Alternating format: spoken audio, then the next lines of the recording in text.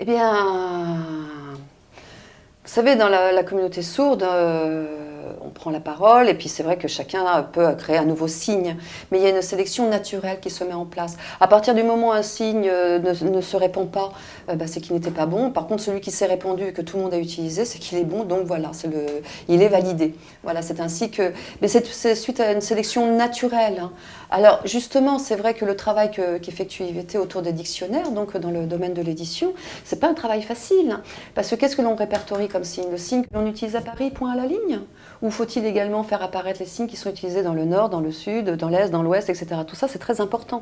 Donc également, et là, il y a des commissions où nous décidons. Alors, on va faire répertorier tout simplement le signe qui est le plus utilisé, le plus répandu. Quand il y en a deux ou trois, on fait apparaître les deux ou trois. Et bien évidemment, nous avons toujours une préface où il est bien expliqué que de toutes les manières, il n'est pas du tout question non plus de répertorier tous les signes, même les régionaux, et qu'il n'est pas question non plus de dire que ces signes-là n'existent pas. C'est vrai que ce n'est pas facile, hein, c'est toujours une mission très très délicate de valider un signe. Et vous savez, même parfois un nouveau signe, quelques exemples je pourrais utiliser.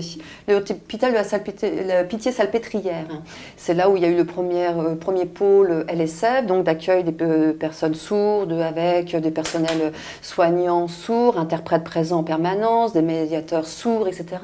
Donc, et également des recherches linguistiques autour du vocabulaire médical. Avant, les sourds ne travaillaient pas dans ce domaine-là, c'était les entendants. Donc la langue des signes, elle était approximative, parce qu'il n'y avait pas la connaissance. Mais maintenant que les sourds travaillent dans ces domaines-là, qu'ils ont vraiment les connaissances très précises, etc., les signes se créent.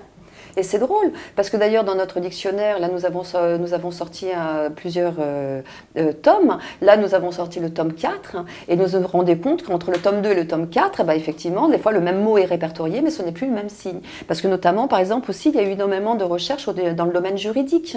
Des sourds travaillent maintenant dans la justice et dans le droit, donc en fait on a une langue des signes beaucoup plus précise. Ce qui prouve bien qu'il faut que les sourds puissent participer à la société et que nous travaillions ensemble et que les entendants ne fassent pas à notre place.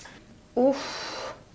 Vous savez, c'est un peu automatique, un sourd entendant, on est très proches, hein. Il y a des langues qui vont paraître plus faciles ou plus connues, hein. La langue des signes internationale, il y en a beaucoup qui pensent que c'est la langue des signes américaine. On dit non, non, non, ce n'est pas ça, c'est une langue des signes internationale, pardon, qui est beaucoup plus iconique, mais parfois on utilisera des signes américains parce qu'ils sont très répandus, que la plupart des sourds les connaissent et que voilà.